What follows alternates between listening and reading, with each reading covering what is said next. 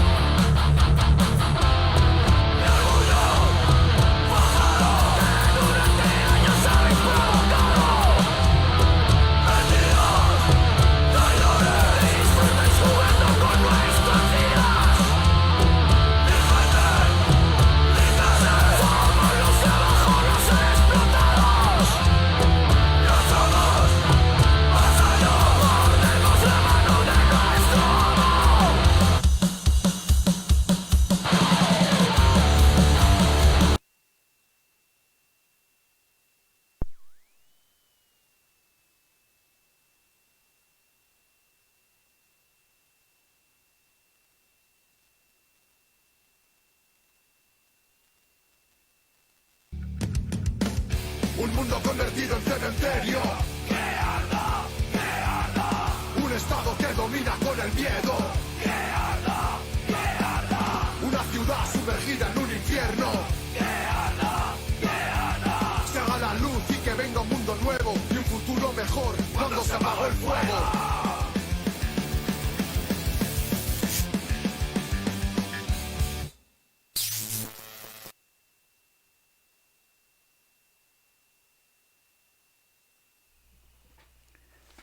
Buenas noches. Primero que todo, mi saludo fraternal y combativo a toda la audiencia. Igual para los compañeros que integran esta mesa de trabajo en este nuevo programa Vanguardia Obrera. Bienvenidos. La masacre de Santa Bárbara contra los obreros huelguistas de cementos El Cairo cumple 58 años.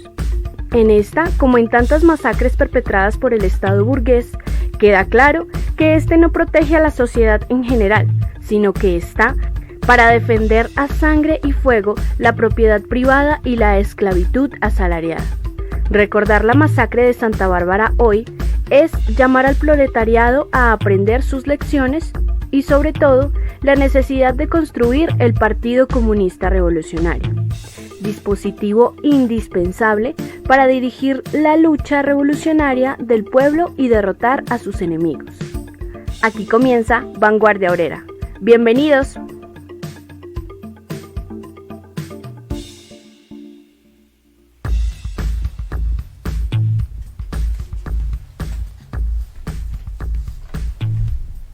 Damos paso enseguida a las principales noticias de la semana.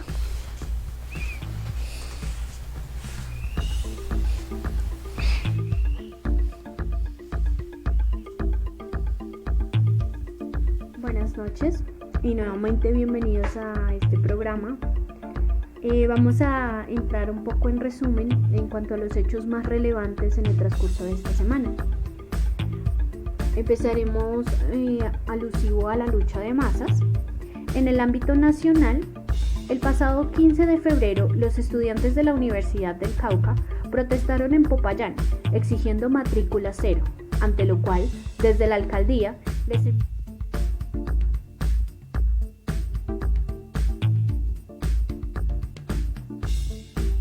Buenas noches y nuevamente bienvenidos a este programa. Vamos a entrar un poco en resumen en cuanto a los hechos más relevantes en el transcurso de esta semana. Empezaremos alusivo a la lucha de masas. En el ámbito nacional, el pasado 15 de febrero, los estudiantes de la Universidad del Cauca protestaron en Popayán, exigiendo matrícula cero, ante lo cual, desde la alcaldía, les enviaron a los cerdos asesinos del SMAT para reprimirlos con sevicia. El estudiante David Alejandro Bolaños fue golpeado brutalmente y lo enviaron al hospital, quedando al borde de una cirugía maxilofacial. Finalmente, los estudiantes consiguieron la matrícula cero para los 2 semestres del 2021. Que el alcalde se disculpe en público por las agresiones y el pago total por parte de la gobernación del tratamiento y cirugía de David Alejandro. Así, con lucha directa en las calles se conquistan libertades y derechos, y con lucha se defienden. En el ámbito internacional, las calles de Puerto Príncipe en Haití se colmaron nuevamente del pueblo que reclama la salida inmediata del actual presidente Jovenel Moïse, que pretende atornillarse en el poder hasta el 2022, mientras que sus opositores afirman que su periodo terminó el pasado 7 de febrero. Por miles han salido a las calles a protestar, en medio de una situación terrible de miseria, hambre, desempleo, lo que ha traído consigo detenidos e incluso algunos muertos. Haití necesita de un partido político revolucionario que logre dirigir la lucha directa de las masas hacia el socialismo por medio de una insurrección violenta de las masas contra sus centenarios enemigos. Respecto a guerra imperialista, durante la Conferencia de Seguridad de Múnich del G7, que reúne a las 7 potencias imperialistas alineadas con Estados Unidos, Joe Biden dio un discurso incendiario y guerrerista, en oposición a lo que pensaban iba a hacer su gobierno, algunos socialdemócratas y exmarxistas, como los avaquianistas del Partido Comunista Revolucionario de los Estados Unidos. Biden declaró el regreso de la Alianza Transatlántica, consolidando el bloque que junto con Alemania, Reino Unido y otras 4 potencias militares le hacen oposición a Rusia, China, Irán, entre otros países, de los cuales hablaron Biden y otros presidentes como parte de los preparativos de la próxima guerra mundial interimperialista, que debe ser evitada por medio de la revolución proletaria mundial.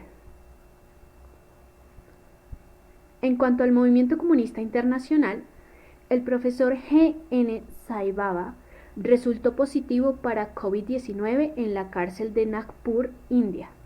Su esposa, A.S. Basanta Kumari, confirmó la noticia. El profesor Saibaba cumple una condena por apoyar la guerra popular en la India que lidera el Partido Comunista Maoísta. Bajo terribles condiciones de salud que no han sido tenidas en cuenta por los reaccionarios del régimen, exigimos la liberación inmediata del profesor G.N. Saibaba, además de que reciba tratamiento de excelente calidad para preservar a toda costa su vida, el Estado y las contradicciones de las clases dominantes. Definitivamente, una de las noticias más sonadas en los últimos días y a la que le dedicamos el capítulo pasado de Vanguardia Obrera es la consolidación del supuesto pacto histórico. Pacto del que hacen parte desde politiqueros ex-uribistas como Roy Barreras y Armando Benedetti hasta revisionistas como los del falso Partido Comunista Mamerto. Este es el reflejo de las contradicciones y divisiones entre las clases dominantes que ocasionaron el retiro del respaldo a Duque de sectores del Partido Liberal, Cambio Radical, Partido de la U y hasta del Partido Conservador. Su propósito no va más allá de desarrollar e implementar la Constitución del 91, lograr unos escaños en el Parlamento y llevar a Petro a la presidencia. Y de fondo es el inútil intento por desviar la rebeldía popular por el camino de la politiquería para desinflar los preparativos del paro general indefinido. Por el contrario, llamamos a forjar la alianza obrero-campesina. Ese es el pacto histórico que el pueblo colombiano necesita para destruir el estado de dictadura burguesa que oprime y explota a las masas trabajadoras.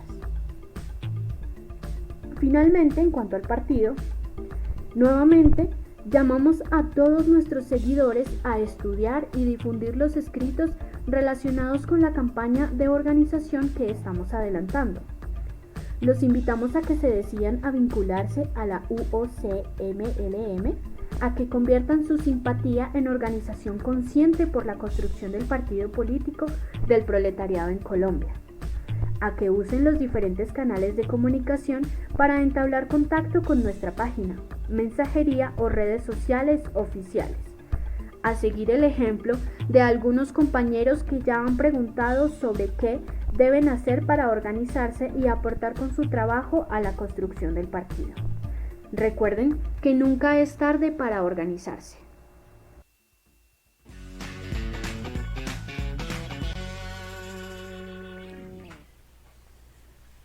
Bueno, mis amigos, el tema que vamos a tratar hoy tiene que ver con los sucesos de 23 de febrero de 1963, que se conoce como la masacre de Santa Bárbara, y que es en homenaje entonces a los compañeros cementeros caídos en ese entonces.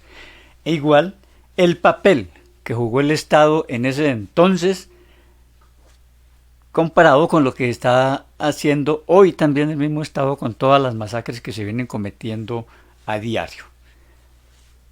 Así dejamos entonces el tema hoy en boca de los compañeros Ricardo y José. Ya habían mandado ejército para ese paro.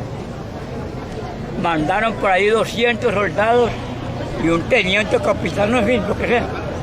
Entonces, ya el que mandaba eso cuando trabajamos las burquetas, porque nosotros trabajamos a piedra. Entonces ya él llamó a la gobernación. En la gobernación, cuando llamaron a la gobernación, dijo: vean, los obreros y trabajadores de Cementos El Cairo atacaron el ejército con armas muy poderosas. Claro, muy poderosas. Nosotros tenemos una arma muy poderosa, 4 piedras y un palo. Esa es el arma poderosa que tenemos. Bueno, muy buenas noches para todos. Nuevamente gracias por la invitación a participar hoy de este tema.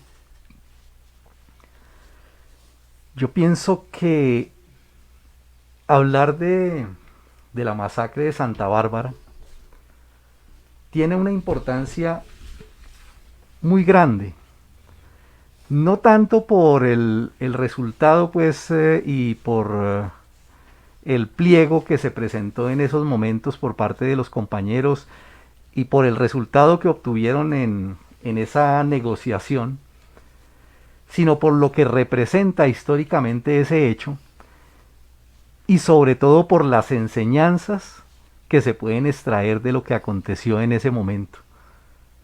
Fue un mes de huelga, pero fue un mes que dejó grandes, enormes enseñanzas que es siempre importante recordar porque nos sirven precisamente para el presente y para el futuro de la lucha obrera y en general para la lucha de los trabajadores, no solamente de Colombia sino a nivel mundial.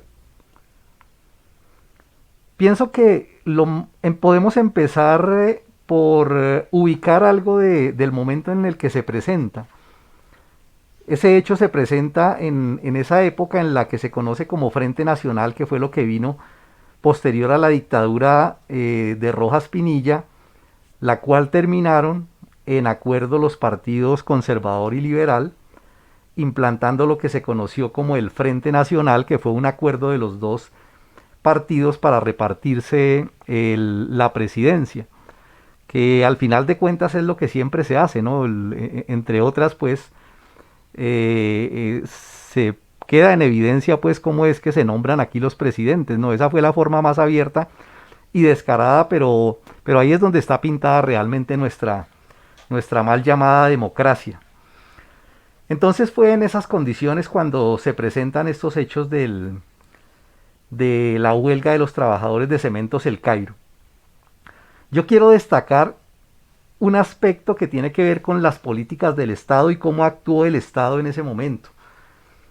No quiero de pronto mencionar la situación actual mucho, pero sí quiero llamar la atención en que cuando miramos esa situación en ese momento y la traemos a colación acá, vamos a encontrar muchas similitudes. Pareciera como que estuviéramos hablando del presente, con algunas particularidades, ¿no? En ese momento podíamos hablar de algo diferente en el sentido de que había un ascenso en el movimiento huelguístico y en general en la actividad sindical.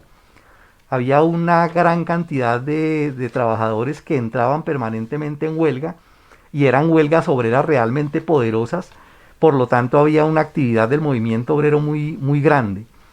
Y eso coincidió también con dos hechos, pues a nivel latinoamericano, el triunfo de la Revolución Cubana y todo lo que repercutió ese hecho a nivel latinoamericano, a nivel Centro y Suramérica, pero además de eso a nivel internacional, con la lucha que se venía librando contra el revisionismo khrushchevista por esa época y el papel, pues, de la Revolución China y del Partido Comunista Chino.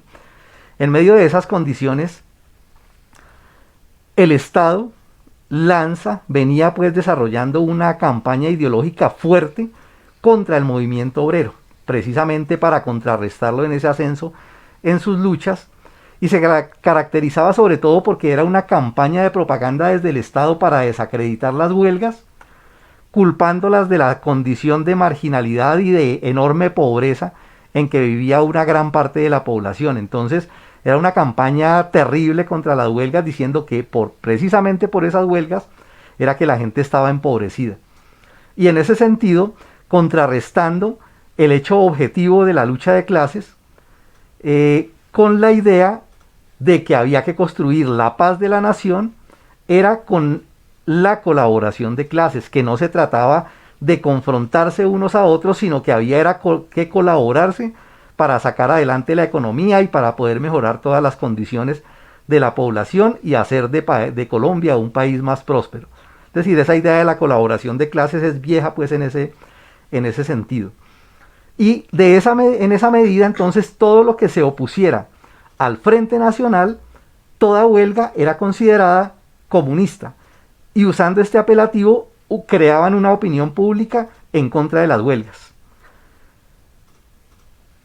Precisamente uno de los libros de consulta para hablar sobre este tema es una tesis presentada en el 2011 por Germán Andrés Jáuregui, un estudiante de la Universidad Nacional, donde en uno de sus apartes me llamó la atención esto, que quiero leerlo textualmente. Decía él literalmente: el mote despectivo de comunista se le acuñaba a cualquier campesino, indígena, obrero, estudiante, trabajador informal, intelectual, o alguien que se atreviera a protestar y que pretendiera defender sus derechos, sin importar que él tuviera idea o le importara definirse como comunista. El término se empleaba para descalificar a todo aquel que pensara o actuara contra el capitalismo y sus distintas formas de dominación, mostrándolo como enemigo de la patria, de los valores nacionales, del sentimiento cristiano y, por supuesto, de la sagrada propiedad privada. En la época se vive y se siente un clima de histeria anticomunista y anticubana, junto con la euforia por los supuestos beneficios que le traería al país la Alianza para el Progreso.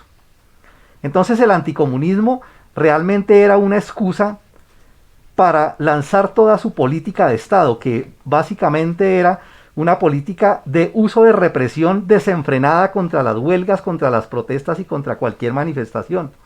Se perseguía a todo lo que fuera oposición, se declaraban las huelgas como ilegales, se encarcelaba a los asesores jurídicos de un sindicato o de una huelga, se clausuraban emisoras y periódicos, incluso se establecían consejos verbales de guerra contra muchos dirigentes sindicales, muchos dirigentes obreros, y se adoptó como costumbre establecer el estado de sitio bajo cualquier circunstancia. De hecho, en el periodo del 58 al 66 fue decretado el estado de sitio en 10 periodos, que utilizaron para restringir las libertades públicas y todas las libertades individuales. Se coartó el derecho de asociación, es decir, impedir que la gente se organizara sindicalmente y de cualquier otra forma organizativa. Se restringieron las movilizaciones y cualquier manifestación en las calles.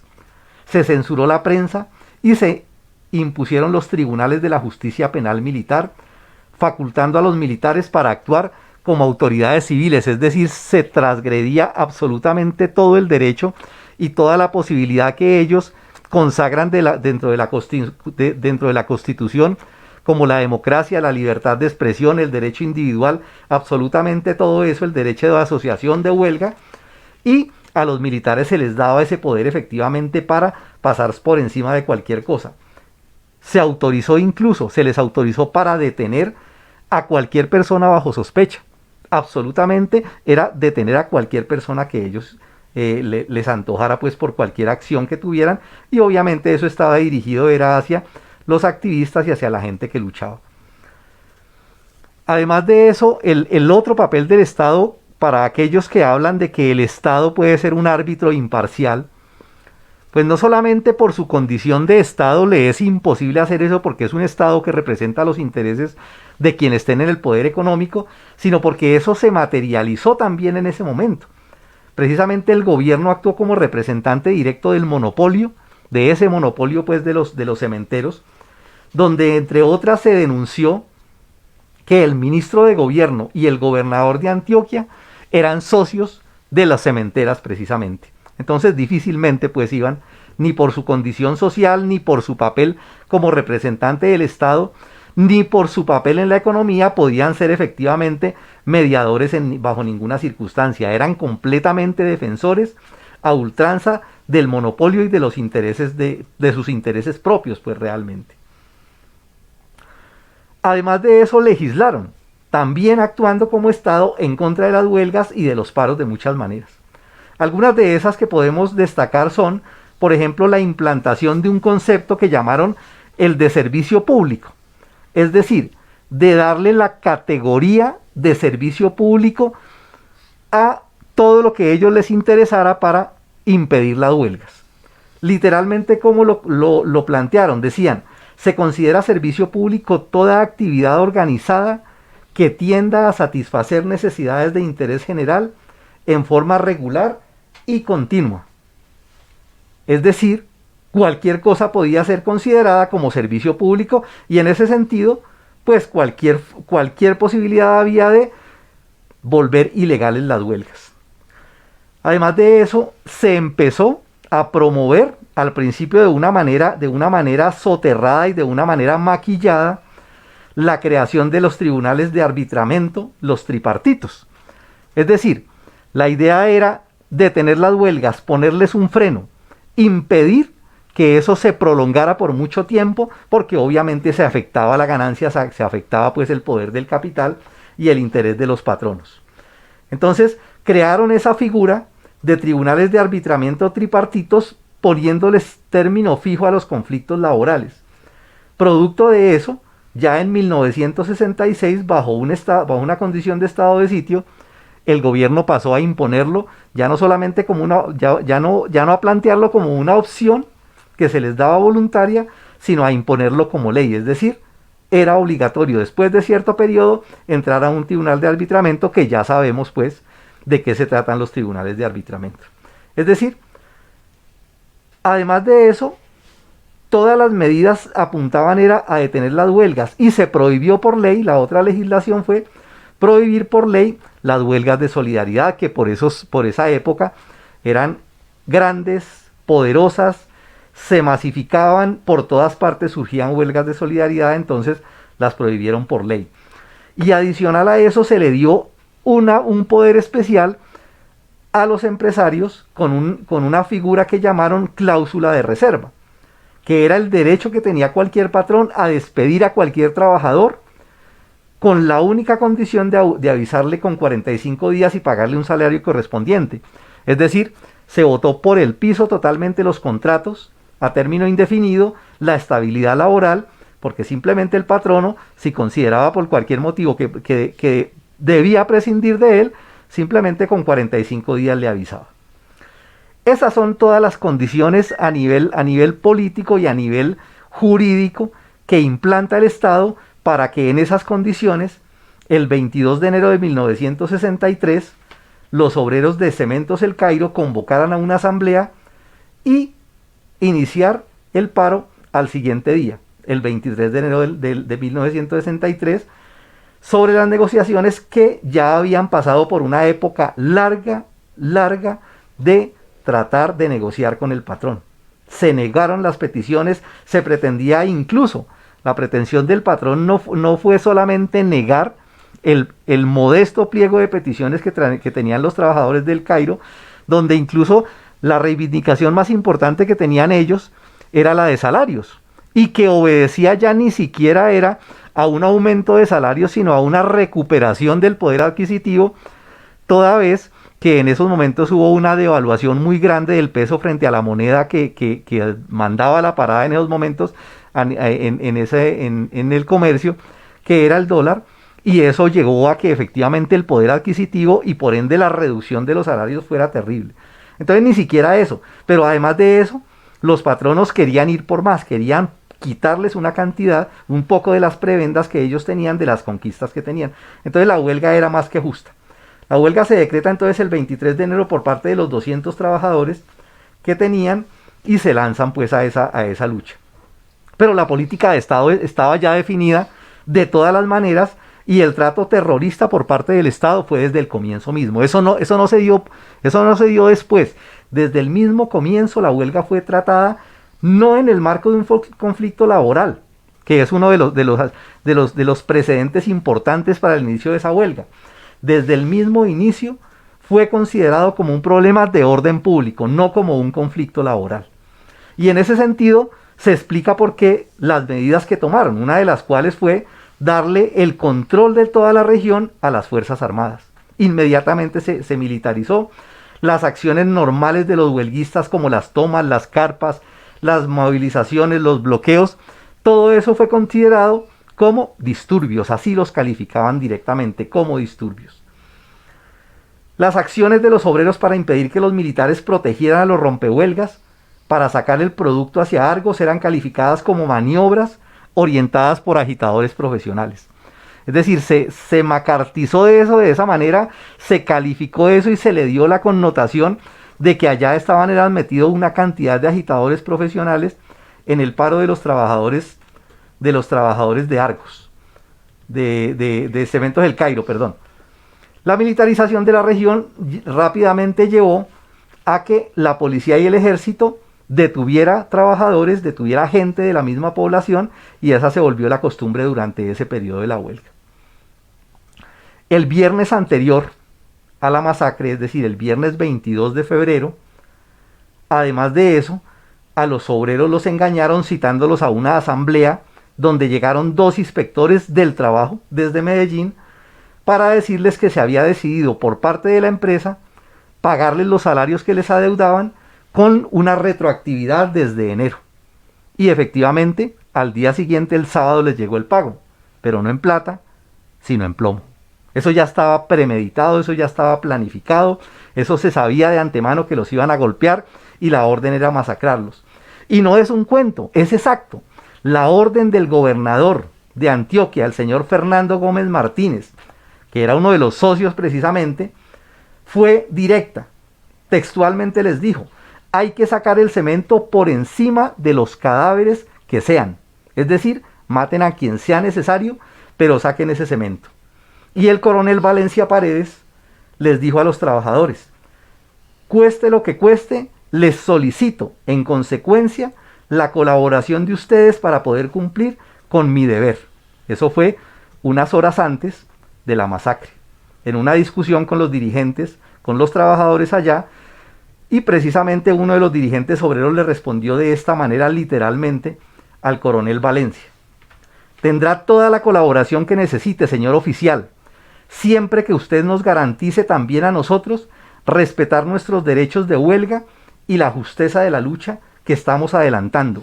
Le solicitamos asimismo que el ejército no vaya a prestarse para romper la huelga que se ha venido desarrollando dentro de los marcos de la ley. Y la contrarrespuesta ya la sabemos. La contrarrespuesta del ejército por orden del Estado fue 12 muertos, 39 heridos de bala y cerca de 100 detenidos. ¿Qué pasó después de eso? ¿Qué pasó con las investigaciones? ¿Qué pasó con las declaraciones? Pues los militares, como siempre es costumbre, culparon de la masacre a los obreros y sobre todo diciendo que eran los comunistas y que eran los agitadores profesionales. Dentro de las declaraciones que presentaron los militares al Estado, decían que dentro de los obreros supuestamente recibieron ataques con bombas Molotov y disparos de carabina 22 y armas automáticas, acompañadas de arengas en apoyo a Cuba y al comunismo. Es decir, que los soldados no estaban preparados para eso, que los soldados iban a negociar, que los soldados iban a poner orden allá, que los recibieron a plomo y que ellos lo único que hicieron fue actuar en legítima defensa. Tan terrible eso y tan mentiroso y tan ruin que el mismo gobernador, que además de ser socio, de ser inversionista en el negocio del cemento y de ser gobernador, era dueño del periódico El Colombiano y su antiguo director, tuvo el descaro de informar que en los enfrentamientos había una niña muerta a piedra, es decir, que habían sido los mismos trabajadores que con piedras la habían matado. Cuando los informes de medicina legal dejaron claro que la niña, María Zapata, hija de uno de los trabajadores de la empresa, una niña de 10 años, había sido impactada en el cráneo por un disparo de fusil. Y el papel de la prensa. Todos criticaron suavemente al gobierno. Es decir, todos se pronunciaron rápidamente, pero todos los criticaron suavemente porque era evidente que no habían sido capaces de llegar a una negociación en un conflicto laboral. Pero absolutamente todos aplaudieron el papel de las fuerzas militares por haber salido en defensa de las instituciones y por hacerle frente al clima de subversión que está creciendo en el país. Esas eran las palabras de la prensa. El clima de subversión se está tomando el país, los comunistas se están tomando esto y por ende había que respaldar y había que aplaudir las acciones de las fuerzas militares, y en ese sentido desconocieron bajo todo punto de vista que la masacre había existido. Para El Colombiano y para el resto de la prensa, los responsables fueron los comunistas que se tomaron la dirección de la huelga y que estaban todos metidos en la dirección de la federación a la cual pertenecía el sindicato de los trabajadores, que era FEDETA, la organización sindical de Antioquia. Entonces, ahí podemos ver en toda esa descripción objetiva de los hechos, de cómo se presentaron las circunstancias, cuál es el papel del Estado. ¿Sí? Del papel del Estado esté quien esté en el gobierno. Aquí no depende de quién esté en el gobierno, si es de izquierda o de derecha o de centro o lo que sea. El Estado es un aparato de represión y de opresión contra las masas, contra los trabajadores y en defensa de quienes tienen el poder económico. Entonces es importante eso no es una cosa de historia pasada, es una cosa de la historia del pasado, de la historia pues nuestra, del presente y del futuro, mientras no sean los obreros los que tengan el poder en sus manos. Ese es el Estado. Ese es el aspecto que quería yo destacar sobre todo de eso. A propósito de eso, yo quisiera agregar unas palabras en cuanto al papel del Ministerio de Trabajo. Durante los últimos 30 años, la socialdemocracia y el oportunismo y el reformismo han sembrado la idea entre los trabajadores de que el Ministerio de Trabajo es imparcial. Algunos incluso se atreven a decir de que esa es una institución de los trabajadores y que está al servicio de los trabajadores. Una gran mentira. En la época, el ministro, el señor Belisario Betancur, paisano también de los dueños de Cementos El Cairo y de las cementeras, hacía de tal. No solamente este señor autorizó desde el principio mismo que las fuerzas militares actuaran como rompehuelgas, es decir, defendieran a punta de bayoneta la salida de la materia prima del clinker para llevarlo a Argos en medio de la huelga, sino que, a su vez, el día anterior de la masacre, mandan los emisarios del Ministerio de Trabajo a engañar a los obreros vilmente diciéndoles que les iban a arreglar. Y ahí no terminó el descaro del flamante ministro de Trabajo de la época.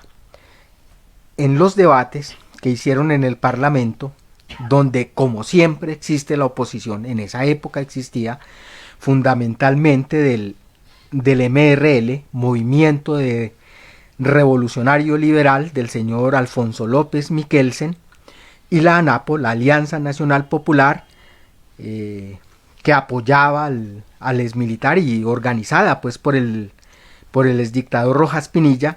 Ellos fueron los protagonistas del debate, igualito que ahora. Palabrería, discursos güeros e inútiles en el establo parlamentario. Entonces se los permitieron. Y allí llegó el señor Belisario Betancur haciendo no solamente por lo que había hecho, sino una defensa cerrada de la masacre, diciendo que era la versión oficial, era que los obreros habían emboscado a las tropas del ejército y que el ejército pobrecito se vio obligado a defenderse. Y llevó el payaso una bomba molotov a mostrar las armas con que los obreros habían combatido al ejército nacional. La historia pues del señor es interesante porque varios años después fue nombrado presidente. También ese señor, que ya había sido coprotagonista de una masacre, convenció a una gran parte de revolucionarios de que había que hacer la paz en Colombia. Varios de esos grupos guerrilleros de la época entonces firmaron tregua con él, el M-19, el EPL, las FARC, en fin. Y sucedió lo que ha sucedido siempre, ¿no? Después de eso, entonces, tregua y plomo va. ¿Sí? Y para terminar, y ya terminando su mandato en el 85, entonces fue protagonista también de otra masacre, considerada crimen de lesa humanidad. Ya se sabe lo del Palacio de Justicia.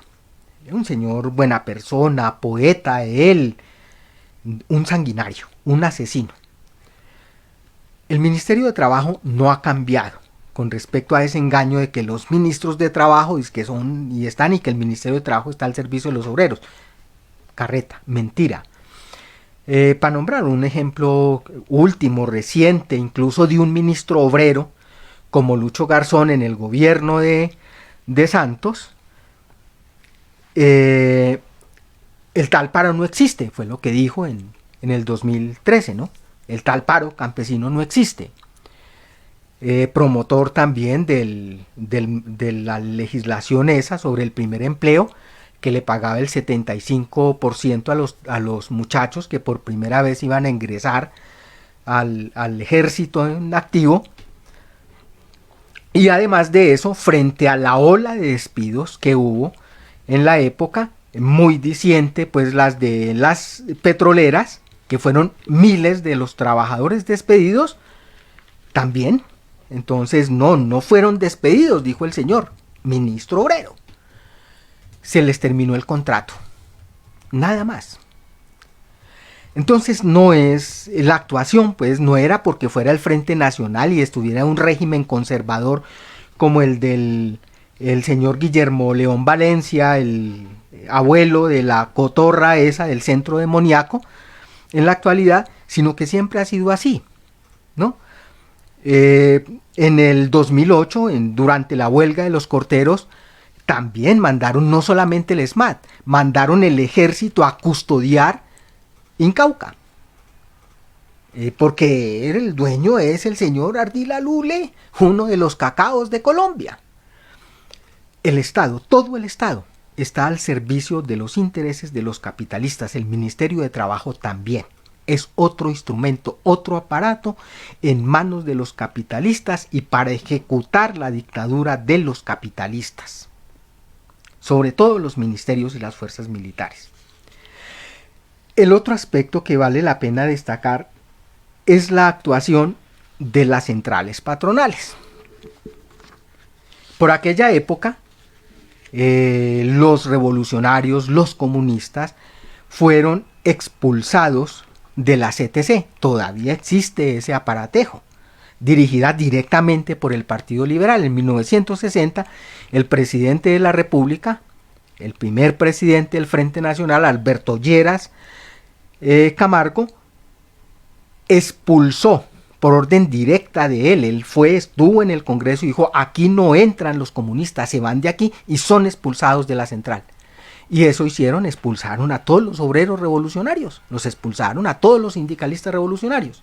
Fedeta, por consiguiente, que fue dirigente de esta huelga de Santa Bárbara, surgió como producto de lo que se agruparon los sindicatos dirigidos en esa época por el Partido Comunista.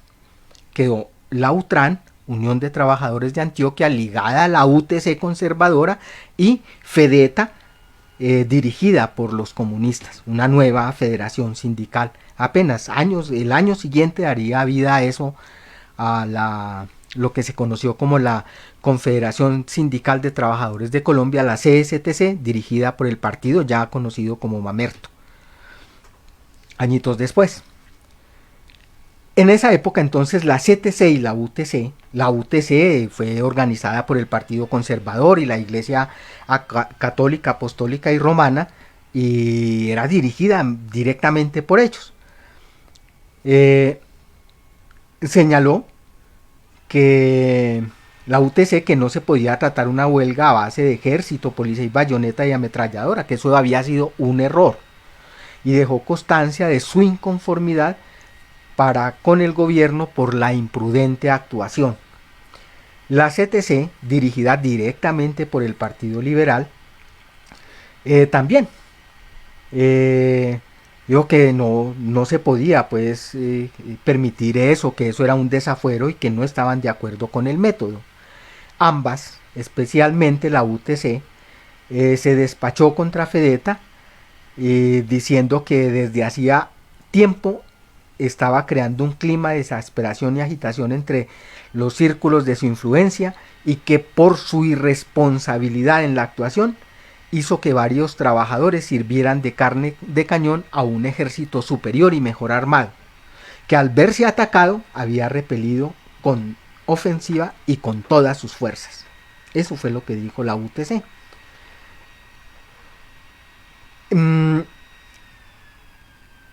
La CTC dijo que no estaba bien que hubiera habido tantos muertos obreros y que se utilizara las fuerzas militares en un conflicto obrero-patronal.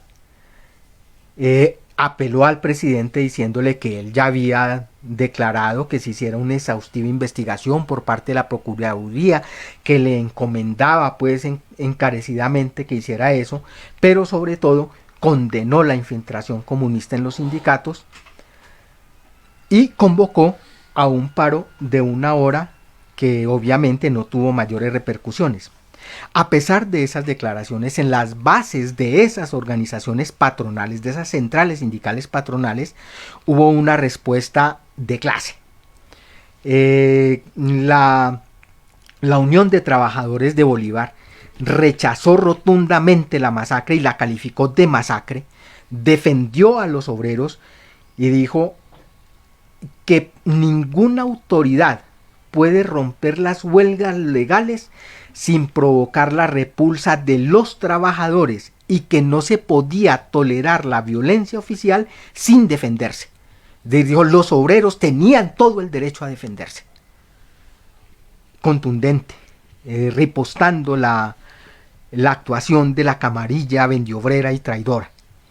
Y los obreros de Bavaria, de Sinaltra Bavaria, afiliados también a la UTC, declararon huelga de 4 horas y la hicieron efectiva. El asunto es interesante porque hay que mirar la actuación. Años después, en el 86, 87, una parte de esos agentes patronales se juntaron con los otros, con los señores de la Fedeta que venían de la Fedeta, es decir, con la influencia del falso Partido Comunista, se juntaron con otros y con otros que habían sido revolucionarios, se juntaron y fundaron la CUT, la Central Unitaria de Trabajadores. Supuestamente la central mayoritaria, la central clasista democrática que iba a echar para adelante todo el movimiento sindical, que ha significado lo contrario, ¿no? Una reducción extrema pues de los trabajadores sindicalizados. Una central que sigue teniendo una actitud patronalista. En estos días, casualmente, fue noticia, no por una gran lucha, sino por una triquiñuela politiquera a su interior en la cúpula. Entonces sacaron al señor Tibio, un liberal tibio, que viene del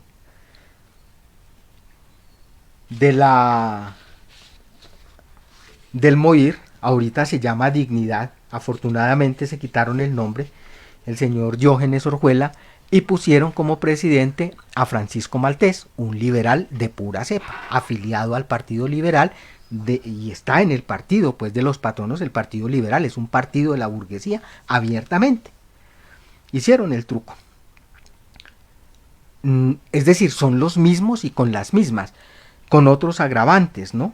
La CUT tiene en su historia, y esas centrales tienen en su historia no solamente lo que hicieron y su actuación en el 63, sino posteriormente, ¿no? Volviendo a la huelga de los corteros, los señores de la CTC y de la CGT, dirigida pues, hasta estos pocos días por el Julio Roberto Gómez, hicieron manifestaciones durante la huelga de los corteros, hicieron manifestaciones no en apoyo de los corteros, sino manifestaciones empujadas por los empresarios, por los chupasangre de los ingenios, exigiendo el derecho al trabajo. Los corteros estaban impidiéndoles trabajar, y estos terciaron del lado de los patronos en contra de los obreros peor pagados y tratados como esclavos.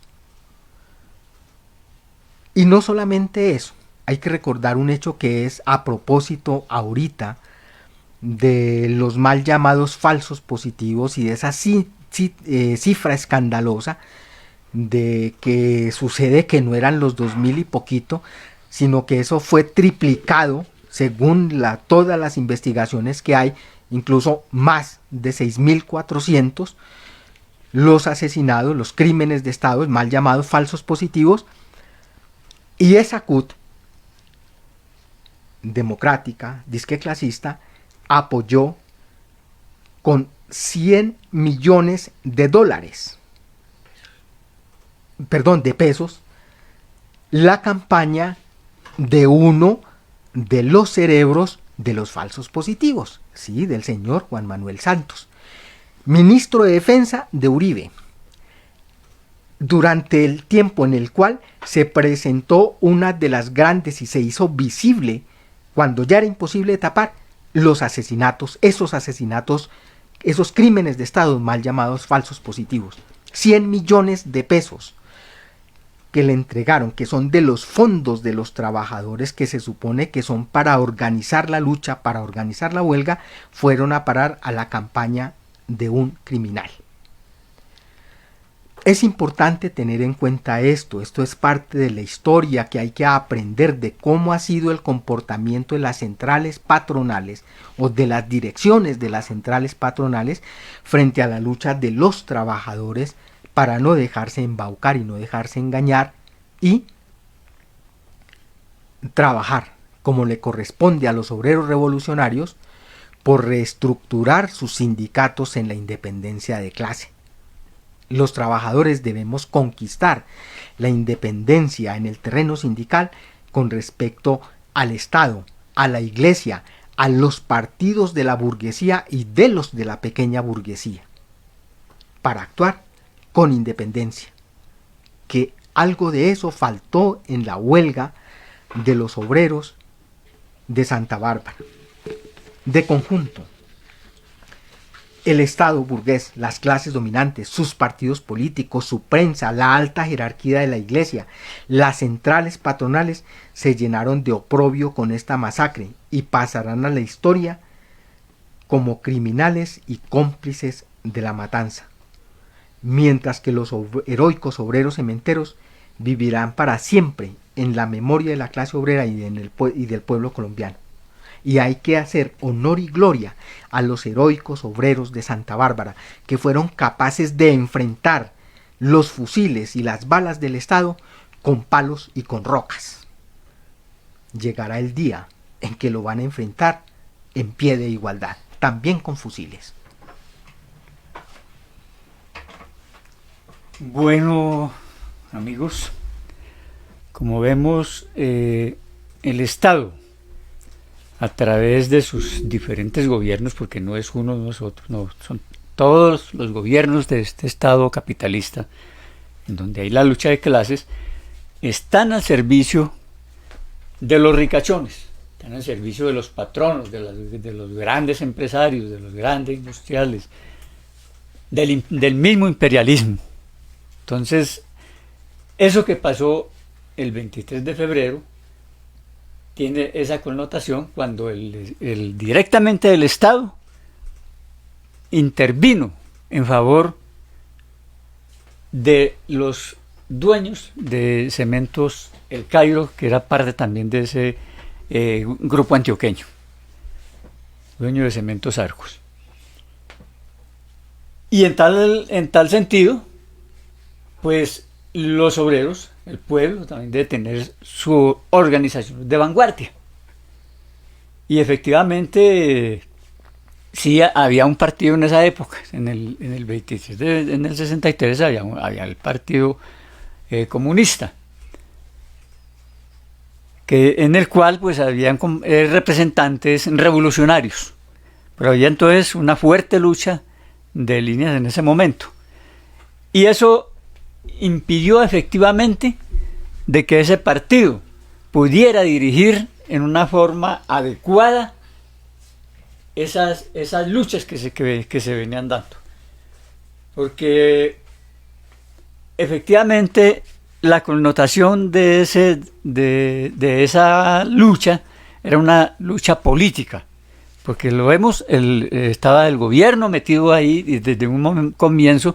Eso no le dieron el tinte pues de un conflicto laboral, sino fue un conflicto político, porque era pues una lucha anticomunista. Ya lo reseñaron los compañeros, todos los luchadores eran reseñados como comunistas, como agitadores profesionales. Y había en ese momento pues unas condiciones magníficas para haber generalizado unas huelgas de solidaridad, una huelga incluso a nivel general de todo el país, porque los trabajadores precisamente venían en unas luchas, venían en ascenso en sus luchas, pero efectivamente tenía que haber la orientación, tenía que haber esa influencia desde la organización de vanguardia. Y eso no fue posible. No estuvieron a la altura y no generalizaron ni las huelgas de solidaridad, ni llevaron a cabo pues una huelga general para apoyar a esos compañeros de Cementos El Cairo. Entonces,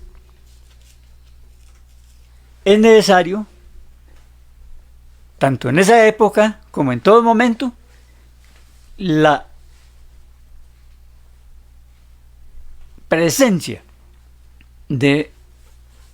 presencia la existencia de esa organización de vanguardia. En el 63 pues estaban las contradicciones pues dentro de la central, y más adelante con el 65 eso se dividió, fueron expulsados los revolucionarios. Sin embargo, quedaban pues influencias en algunos sindicatos, por ejemplo en la UTC de Bolívar y en otros del sindicalismo que llamamos hoy sindicalismo independiente. Había influencias desde estos sectores revolucionarios. Pero se malogró entonces en ese momento esas condiciones que habían para haber generalizado pues esa lucha, haber generalizado esas huelgas, y así habían sido masacrados los compañeros cementeros. De todas maneras, se hubiera podido dar una respuesta grande en rechazo y haber asestado también un golpe fuerte a todo ese capital pues de que venía impulsándose de acuerdo pues a la misma crisis económica que había. Pero incluso se llamaba a los trabajadores que tenían que colaborar. Entonces, pero eso sin embargo no lo lograron ahí.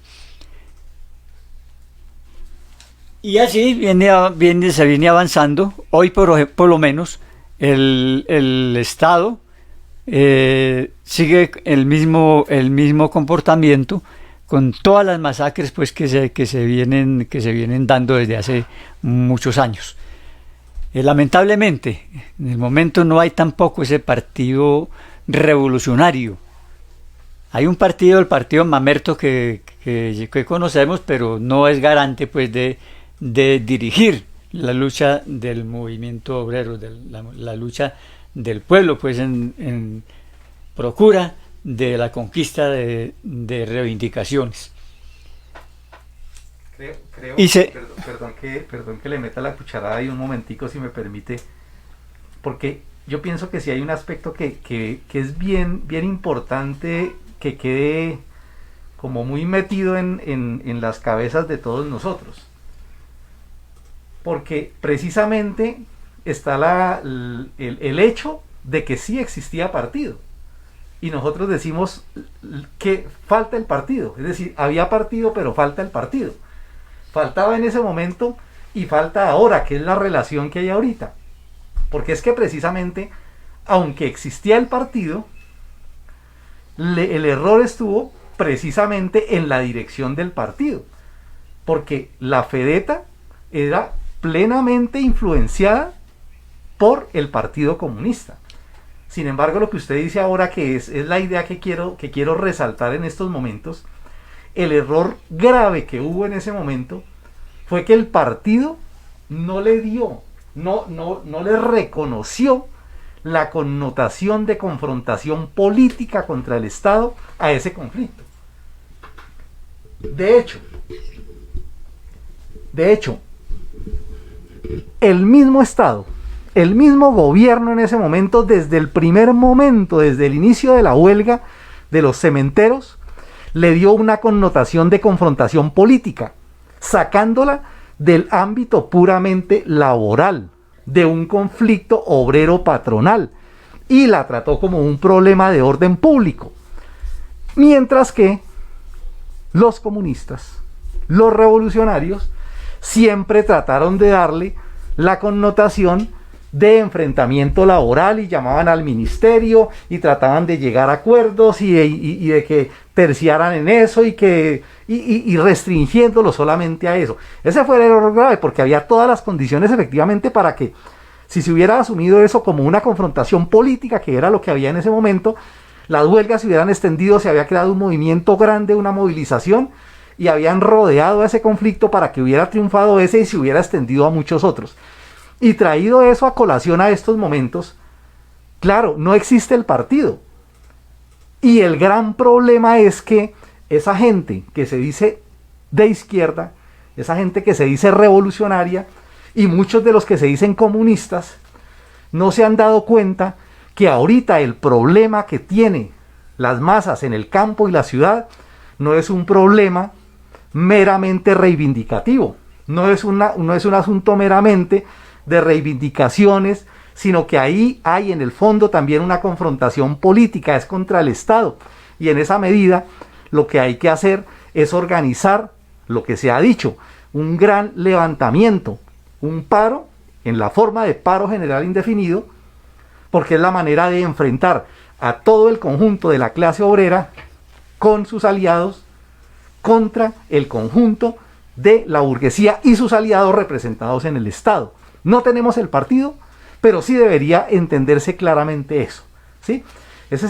Haciendo ese paralelo, me parece que es muy importante traer eso, ¿cierto? Porque precisamente esa fue una de las grandes, de los grandes aspectos que se desarrolló en el sindicalismo independiente en la década del 60 y del 70, ¿sí? Y que traemos a colación y que tenemos que seguir aprendiendo de ese gran movimiento que se dio en esos años, porque fue un gran movimiento que dejó profundas enseñanzas y que tenemos que traerlas a colación siempre. No podemos olvidarlas. No podemos dejar pasar esa historia, no podemos dejar que las nuevas generaciones de obreros que surgen a la lucha se olviden de esas grandes enseñanzas de esa época gloriosa del sindicalismo independiente. Eso que recordamos con un gran entusiasmo, eso que recordamos como una experiencia que hay que levantar y de la cual hay que aprender. Ese carácter político fue uno de los grandes problemas que hubo, fue el fondo de que ese golpe se hubiera dado de esa manera contra los trabajadores de la empresa ya. Bien, compañero José, ya usted pues, trató mucho de los aspectos pues, de que iba yo a mirar. Y de todas maneras, pues obvio, hoy hay una confrontación política porque el Estado todo lo está tomando también desde el punto de vista político y por eso está arremetiendo en lo militar. Por eso el terrorismo de Estado campea hoy por todo el territorio nacional. La muerte de campesinos, de estudiantes, de líderes sociales, de ambientalistas, bueno, todas esas cuestiones. Pero lo otro es que, si bien es cierto, claro, usted mencionaba, hay que, en una confrontación política, avanzar hacia ese paro general indefinido, que es lo que se ha venido pues avanzando en estos medios precisamente desde el 2019. Recordemos pues todas las jornadas grandes que se han hecho y que se siguen haciendo pues para confrontar esas políticas terroristas del gobierno uribista de Iván Duque. Y lo mismo pues en la cuestión económica, en la cuestión social. Y la necesidad de que avancemos también, que por eso hay que resaltar el esfuerzo grande que ha venido dando la Unión Obrera Comunista desde su fundación, por la construcción del Partido del Proletariado. Es decir, esa organización que sea capaz de dirigir la lucha, no solamente ya en lo gremial, sino también dar las orientaciones políticas para confrontar al Estado en lo laboral y en lo político. Entonces, por eso hoy estamos en esa campaña de organización y que lo hemos venido pues manteniendo aquí en el programa, y es precisamente uno de los hilos conductores pues del programa es la campaña de organización. Necesitamos esa organización de vanguardia porque, aparte pues de la lucha por reivindicaciones momentáneas, lo que se puede dar en el paro general indefinido, toda esta situación que estamos viviendo, lo que se ha vivido anteriormente, lo que sean las jornadas heroicas que han tenido los obreros, tanto en la huelga de las bananeras, lo de Santa Bárbara, todas las luchas que se vienen adelantando, tienen que confluir necesariamente hacia la confrontación definitiva al Estado, hasta derrotarlo. Y se decía, ya no solamente pues con las huelgas, sino que en igualdad de condiciones a enfrentar los fusiles, el pueblo tiene que también utilizar las armas que utiliza el enemigo, que utiliza el Estado, que es el enemigo de los trabajadores, que es el enemigo de los campesinos, que es el enemigo del pueblo.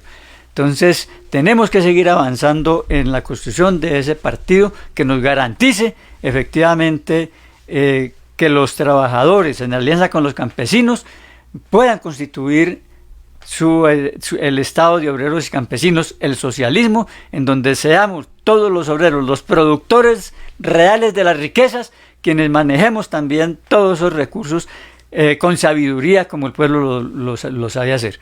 Entonces, creo que dejamos por ahí hoy ese tema. Y hoy les traigo entonces como unos recomendados, como de costumbre.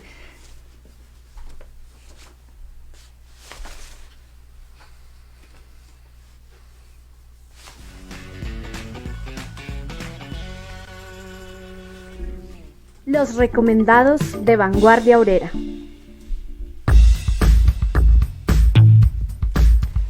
Entonces los recomendados que les dejamos hoy para que lo estudien va a ser el programa de la Escuela Sindical María Cano, que lo pueden ver por Facebook Live, y en el YouTube, que es a las 7 de la noche. Y la Escuela Sindical María Cano, recordemos que está impulsando lo que es el sindicalismo independiente, es decir, un sindicalismo para la lucha, que es lo que requerimos y que ya va avanzando en cierta forma por ese buen camino. Y el otro es el evento virtual de los comités de lucha, que lo podrán ver también el próximo sábado 27 de febrero a las 3 de la tarde. La dirección del evento se publicará en su página de Facebook, Comités de Lucha. Llegamos así pues al final del programa de hoy, antes pues dándole las gracias y esperándolos para el próximo programa. No olviden sus comentarios, sus opiniones, sugerencias, críticas. Muy buenas noches, amigos oyentes. Buenas noches. Los recomendados de Vanguardia Obrera.